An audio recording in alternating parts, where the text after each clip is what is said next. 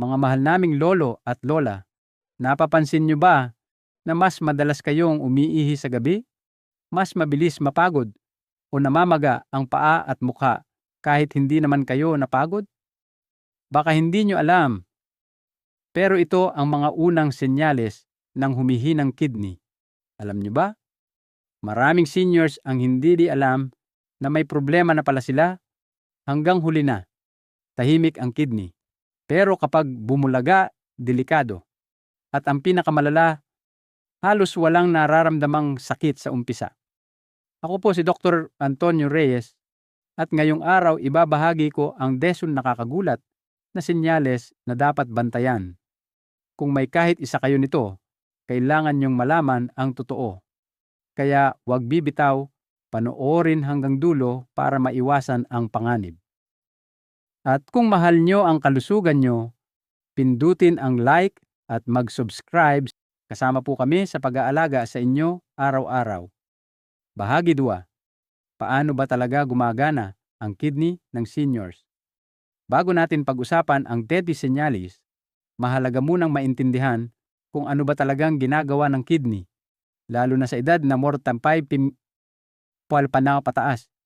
Isipin nyo ito na parang water filter ng katawan. Araw-araw nitong nililinis ang dugo, tinatanggal ang dumi, sobrang tubig, at alat. Pero habang tumatanda tayo, humihina ang filter. Hindi na kasing bilis, hindi na kasing linis. At kapag may diabetes, high blood, mahilig sa maalat, kulang sa tubig, o madalas uminom ng pain reliever, lalo pa itong bumabagal at nasisira. Ang mas nakakatakot, tahimik lang ang kidney. Hindi ito sumisigaw. Hindi ito nagbibigay ng malakas na sintomas. Kaya ngayong alam nyo na kung gaano kahalaga ang trabaho nito, panahon ng tuklasin ang 10 senyales na unti-unting humihina ang kidney ng seniors. At ang 4. Karamihan ng tao hindi alam na senyales pala iyon. Bahagi 2, 10 senyales na humihina ang kidney ng seniors. 1. Madalas na pag-ihi sa gabi, nocturia. Kapag ang isang senior ay paulit-ulit na nagigising tuwing gabi para umihi, kadalasan 3 sa 10 beses, ito ay malinaw na senyales ng hindi na maayos na pag-filter ng kidney. Dahil mahina ang bato, hindi nito nakokontrol ang dami ng tubig sa katawan, kaya napipilitang maglabas ng ihi kahit pahinga na dapat. Madalas itong nangyayari sa edad 50 pataas, lalo na kung may diabetes o mataas ang blood pressure. Mini story. Si Mang Lito, 67, akala niya normal lang ang paggising sa gabi. Pero nang magpa-test, bagsak na ang kanyang creatinine.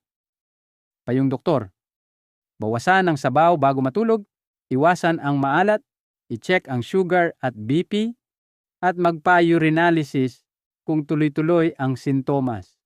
2. Pamamaga ng paa, bukong-bukong at mukha.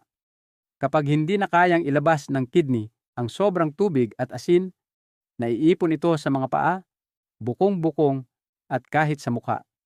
Ang pamamaga tuwing umaga o ang medyas mark ay palatandaan na hirap na ang bato sa pagbalanseng likido. Kadalasang lumalala kapag mainit ang panahon o buong araw nakaupo. Mini story. Si Lola Feli, 72, napansin na hindi na sinasarado ang kanyang tsinelas dahil sa pangingitim at pamamaga, senyalis pala ng bumababang kidney function. Payong doktor, iwasan ang maalat, bawasan ang instant food, itaas ang paa 15 na minuto bawat araw, at magpa-check ng creatinine para malaman ang totoong kondisyon ng bato. 3. Pananakit ng likod sa may bandang kidney, ang sakit sa bandang tagiliran o lower back, lalo na kung paulit-ulit at dull pain, ay maaaring galing sa kidney at hindi simpleng rayuma lang. Nangyayari ito kapag may impeksyon, kidney stones, o sobrang pressure dahil sa fluid retention.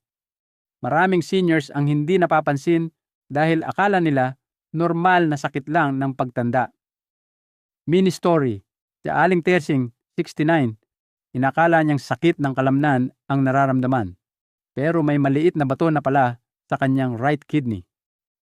Payong doktor, uminom ng sapat na tubig, iwas sa sobrang alat, at kung may lagnat o matinding sakit, magpatingin agad dahil maaaring infection o kidney stone.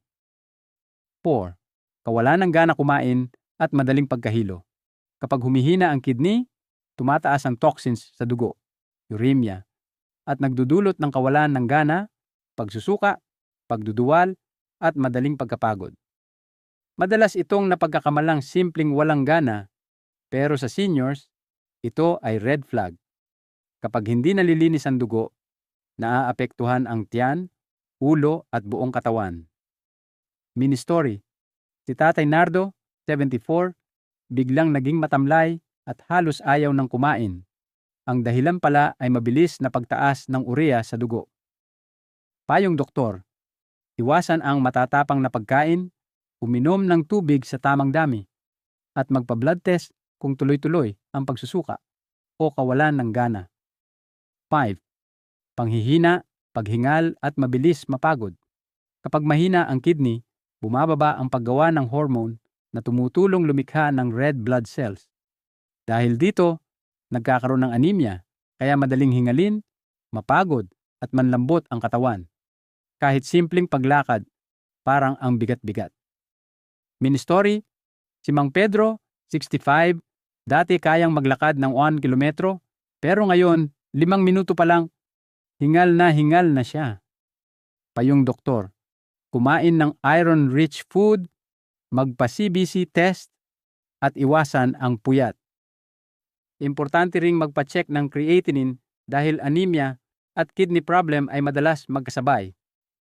6. Pagbabago sa kulay, amoy, o hitsura ng ihi, ang ihi ay salamin ng kidney. Kapag ito ay malabo, mabula na parang beer foam, masyadong madilaw, o may dugo, malaking senyales ng problema. Ang protein sa ihi, proteinuria, ay maagang senyales ng kidney damage. Ang panghi o sobrang tapang na amoy naman ay posibleng dahil sa toxins na hindi na ilalabas ng maayos. Mini story, napansin ni Lola Remy na parang bumubula ang ihi niya pag-test, mataas na pala ang protein loss. Payong doktor, uminom ng tubig sapat sa pangangailangan, bawasan ang alat, at magpa-urinalysis agad kung may bula, dugo o kakaibang amoy. 7. Pulikat, pangangalay at paninigas ng kalamnan. Ang mahina o masakit na kalamnan, lalo na sa binti, ay dulot ng imbalance sa electrolytes tulad ng potassium at sodium, isang direktang epekto ng humihinang kidney. Nagiging madalas ang pulikat lalo na sa gabi at pakiramdam ng seniors ay nanginginig ang laman. Mini story.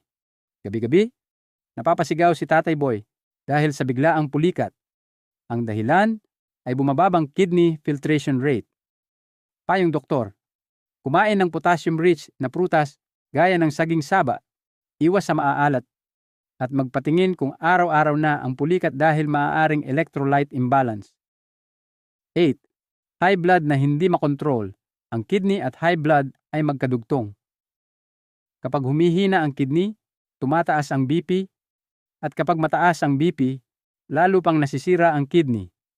Kung umiinom ka na ng maintenance, pero mataas pa rin ang BP, malaki ang posibilidad ng kidney issue. Ito ang vicious cycle na mahirap maputol. Mini story. Kahit tapat sa gamot, hindi bumababa ang BP ni Mang Isko ng sinuri, may early kidney damage na pala. Payong doktor, i-monitor ang BP araw-araw, bawasan ang alat, tumigil sa paninigarilyo, at magpa-kidney test kung hindi bumababa ang presyon kahit may maintenance. 9. Tuyong balat, pangangati at pagbabago ng amoy ng katawan. Kapag hindi na ilalabas ang toxins, naaapektuhan ang balat. Nagiging tuyo, makati, nagkakaroon ng patches at minsan amoy, maalat ang pawis. Ito ay senyales na may imbalance sa minerals at sobrang dumi sa dugo. Maraming seniors ang namamali nito sa allergy lang. Mini story. Si Lola Mercy, akala niya allergy ang matinding kati. Pero nang magpatingin, mataas na ang kanyang urea level. Payong doktor, uminom ng sapat na tubig, gumamit ng mild lotion, bawasan ang alat, at magpa-blood test kung hindi nawawala ang pangangati sa loob ng 1 hanggang 2 linggo. 10. Hirap huminga. Madaling hingalin. Kapag hindi kayang ilabas ng kidney ang sobrang tubig, naiipon ito sa baga at nagiging dahilan ng hirap huminga. Makikita ito sa mga seniors na hinihingal kahit nakahiga o konting lakad lang. Ito na ang isa sa pinakaseryosong senyales ng humihinang kidney. Mini story. Si Mang Arturo biglang hinihingal habang nagpapahinga. Fluid retention pala sa baga ang dahilan. Payong doktor, huwag mag-self-medicate.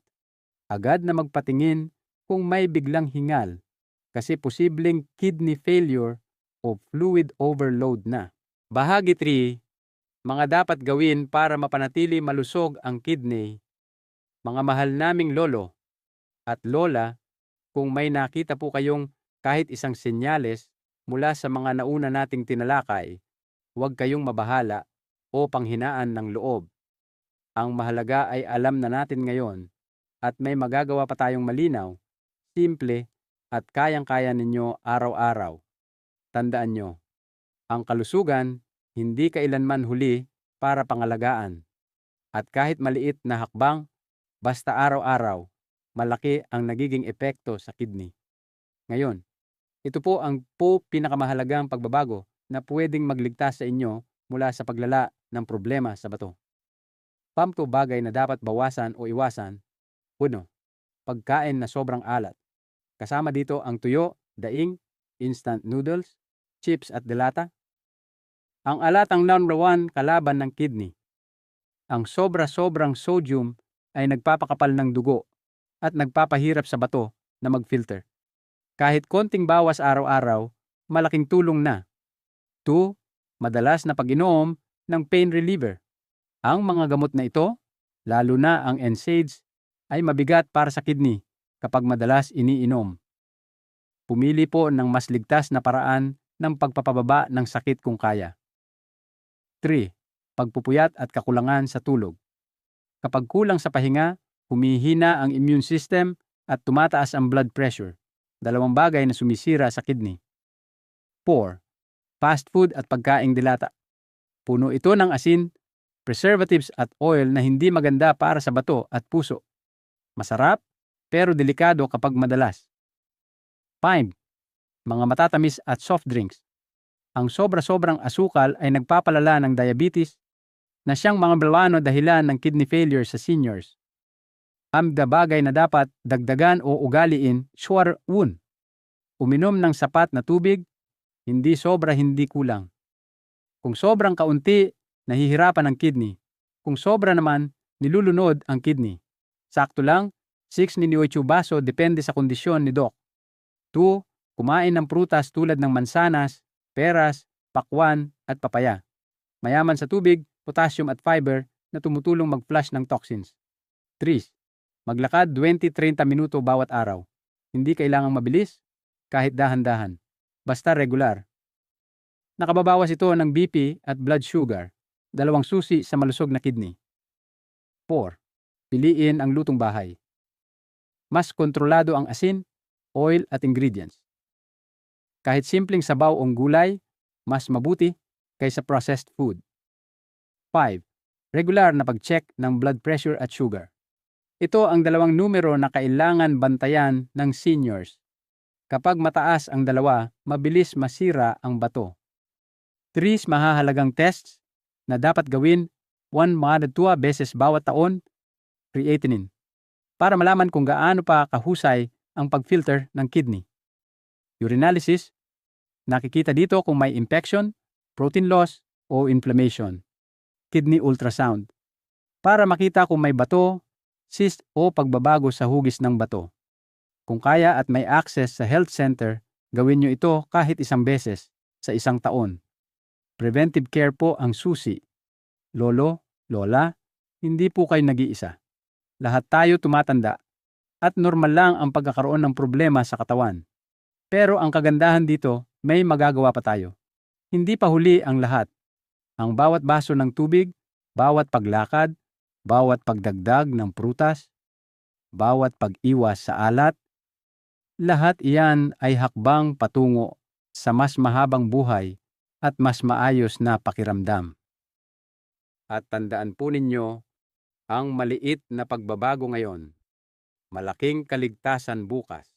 Mga mahal naming lolo at lola, tandaan po ninyo, ang kidney ay tahimik pero delikado. Kapag nagsimula ng humina, bihira itong magbigay ng malakas na sintomas. Kaya kung may nakita po kayong kahit isang senyales mula sa video na ito, huwag na pong maghintay. Magpatingin agad upang maiwasan ang paglala. Nais po naming manatili kayong malakas, masigla at mas mahaba ang buhay. Kaya kung nagustuhan ninyo ang impormasyon ngayon, paki-comment ng 1 para alam naming nakatulong kami. Huwag kalimutang i-like, i-share sa kapwa seniors, at mag-subscribe para sa araw-araw na gabay sa kalusugan. Mahal po namin kayo at kasama ninyo kami sa bawat hakbang tungo sa mas malusog na buhay.